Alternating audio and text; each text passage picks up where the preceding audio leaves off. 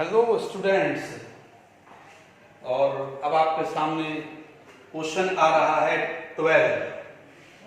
किस बुक का है? शिवराज अग्रवाल पब्लिशर का है। राइटर है हमारे MC बड़जात्या। क्वेश्चन नंबर 12 का सॉल्यूशन आपके सामने आ रहा है। देखिए, सबसे पहले क्वेश्चन नंबर 12 आप अच्छे से रीडिंग करें, माइंड में सेट करें, और जैसे ही माइंड में सेट हो जाए अच्छे से, फिर उसको सॉल्यूशन को उसको देखें। एक एक एंट्री, एक एक स्टेप आपके एकदम माइंड में एकदम ब्रेन वॉश कर दिया जाएगा। आपका कहीं भी डाउट्स नहीं रहेगा। तो क्वेश्चन में सबसे पहले हमने आपको एक रूल्स सिखाया हुआ था। सबसे पहले देखिए, आप अगर क्वेश्चन को पढ़ते हैं, देखा हुआ नेमी नगर मनोरंजन क्लब। इस क्लब का नेम क्या है? सबसे पहले हेडिंग डाल दी, नेमी नगर मनोरंजन क्लब।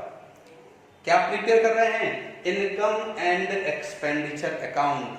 किस डेट के लिए? फॉर द एंडिंग ईयर 31 दिसंबर 2016 के लिए हम प्रिपेयर कर रहे हैं। ओके, अब इस क्वेश्चन को हम देखेंगे तो इसमें हमें दिया हुआ है रिसीप्ट एंड पेमेंट अकाउंट। आप बुक पे देखें, क्वेश्चन में पहले से प्रिपेयर है रिसीप्ट एंड पेमेंट अकाउंट, और रिसीप्ट एंड पेमेंट अकाउंट के बेस पर हम प्रिपेयर करेंगे इनकम एंड एक्सपेंडिचर अकाउंट।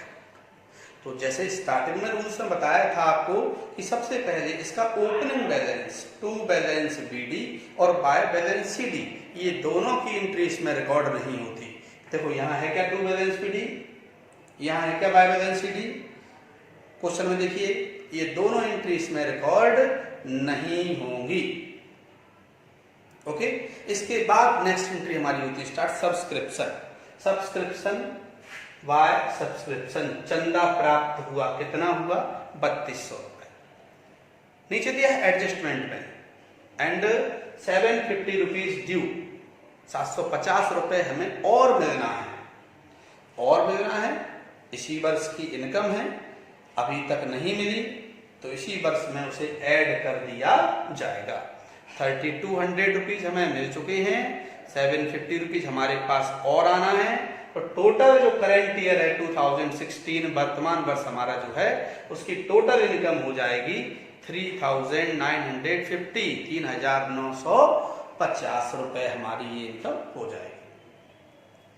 इसी प्रकार अगला स्टेप है, देखिए हमारा हमें दिया हुआ लाइफ मेंबरशिप फीस, आजीवन सदस्यों का चंदा।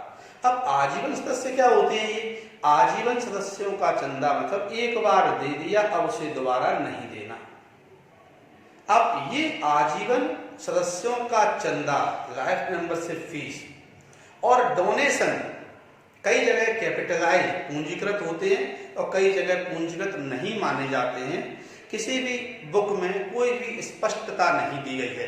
तो ऐसी स्थिति में हम क्या करते हैं? ऐसी स्थिति में हमें क्वेश्चन की स्थिति को देखते हुए उसमें नोट करना है या नहीं करना है, ये क्वेश्चन की कंडीशन बताएगी। कंडीशन क्या है? अन्य अमाउंट इनकी अपेक्षा अगर कम है तो ये माना जाएगा ये कैपिटलाइज एंट्री है, पूंजीकृत है, यानी अन्य अमाउंट बहुत छोटी छोटी है इसके कंपेयर में। और अगर अन्य अमाउंट इससे ज्यादा है और ये छोटा है तो इसे आयगत रेवेन्यू इनकम मानेंगे और रेवेन्यू इनकम मानकर लिख दिया जाएगा। जैसे एक बड़ा सा अनुमान लगाया हमने, इस बुक को जब अच्छे से पढ़ा तो हमने देखा 5000 रुपीज तक, 5000 रुपए तक का जो लाइफ मेंबरशिप फीस है और डोनेशन है उसकी एंट्री तो हम रिकॉर्ड कर लेते हैं। लेकिन 5000 से अधिक हो जाती है तो हम उसे हैवी अमाउंट मान लेते हैं और उसे कैपिटलाइज पूंजीकृत मान लेते हैं, और पूंजीकृत मानकर फिर हम उसे रिमूव कर देते हैं, हटा देते हैं और उसे बैलेंस शीट में ट्रांसफर कर दिया जाएगा। तो यहाँ पर अन्य अमाउंट को हम कंपेयर करें तो लाइफ मेंबरशिप फीस अन्य अमाउंट कंपेयर किए देखो, और अन्य अमाउंट की अपेक्षा ये छोटा सा अमाउंट है, इसलिए ये हमारी रेवेन्यू इनकम है, आगमगत आय है, और आगमगत आय के रूप में हमने इसमें यहाँ पर लिख दिया। सबसे लाइफ मेंबरशिप फीस और डोनेशन ये बार बार आएंगे, बार बार जब क्वेश्चन में आएंगे तो क्वेश्चन की अन्य अमाउंट से हमें इसको कंपेयर करना पड़ेगा। नेक्स्ट है एंट्री फीस। एंट्री फीस दिया हुआ है 500 रुपीज हमारी इनकम है। नेक्स्ट है इसके बाद एंट्री फीस के बाद interest on investment. Interest on investment direct लिखा हुआ है, कोई एडजस्टमेंट नहीं है, इनकम है हमारी। जितनी भी प्राप्तियां होती हैं सब इनकम बन जाती हैं, जितने भी एक्स पेमेंट है वो सारे के सारे एक्सपेंडिचर बन जाएंगे हमारे। अगली एंट्री है हमारी सन्ड्री रिसीप्ट, बहुत सारे छोटी छोटी प्राप्तियां जिनको एक जगह हमने इकट्ठा करके दिया 100 रुपीज। ये हमारा रिसीप्ट इनकम साइड का कंप्लीट हो गया, रिसीप्ट हमारी इनकम में कन्वर्ट हो गई यहाँ पर। अब चलते हैं हम पेमेंट साइड। पेमेंट साइड हमने पहली एंट्री पढ़ी, पहली एंट्री देखें ना, जनरल एक्सपेंसेस दिया हुआ है 1000 रुपए, टू सामान्य खर्चा है, to general expenses 1000 rupees.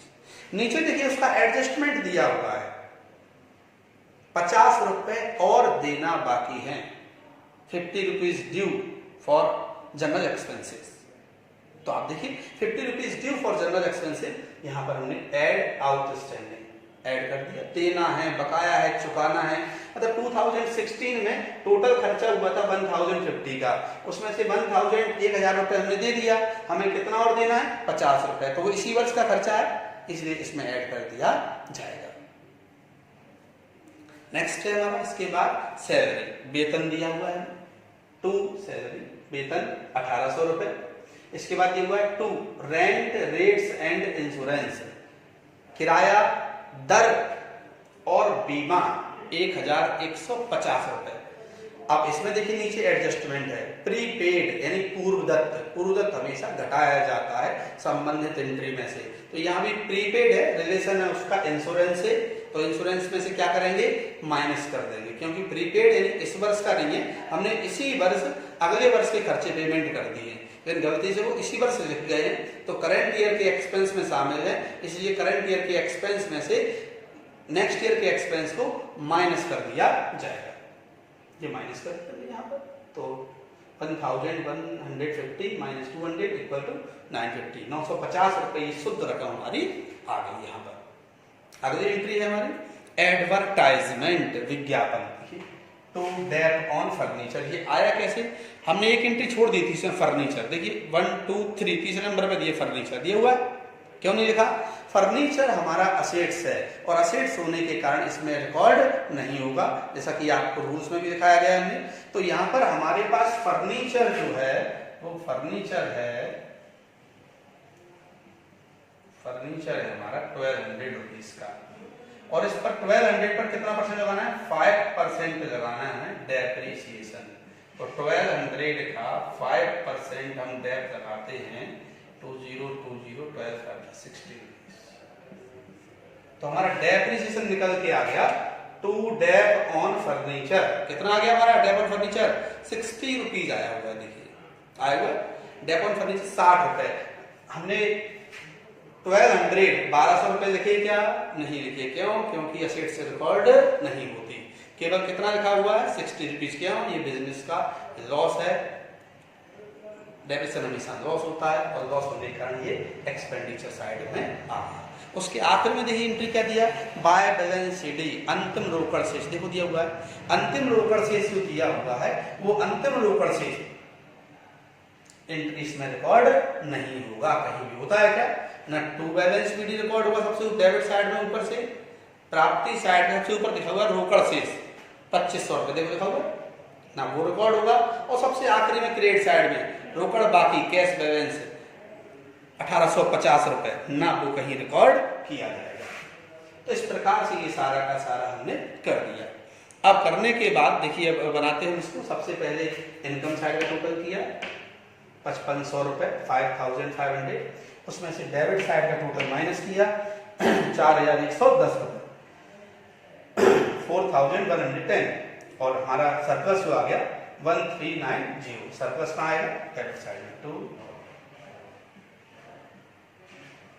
Surplus 1390, और इस प्रकार से ये हमारा क्वेश्चन कंप्लीट हो गया। ओके, कोई क्वेश्चन पढ़ें, क्वेश्चन पढ़ने के बाद रूल्स जरूर पढ़ेंगे, रूल्स पढ़ेंगे या तो रूल्स वो माइंड में बने रहेंगे, और आपको जैसे इसमें छोड़ दिया हमने फर्नीचर, ध्यान आगे फर्नीचर छोड़ दिया जाता है, ओपनिंग और क्लोजिंग बैलेंस छोड़ दिया जाता है, तो ये चीजें कब आएंगी आपको रूल्स अच्छे से परफेक्ट होंगे, तो रूल्स अच्छे से आप लर्न करें। ओके स्टूडेंट्स, थैंक यू, इस क्वेश्चन का रिवीजन करें, पढ़ें, समझें, और यूट्यूब चैनल पर जाएं, उसे सब्सक्राइब करें, लाइक करें। Okay, thank you students.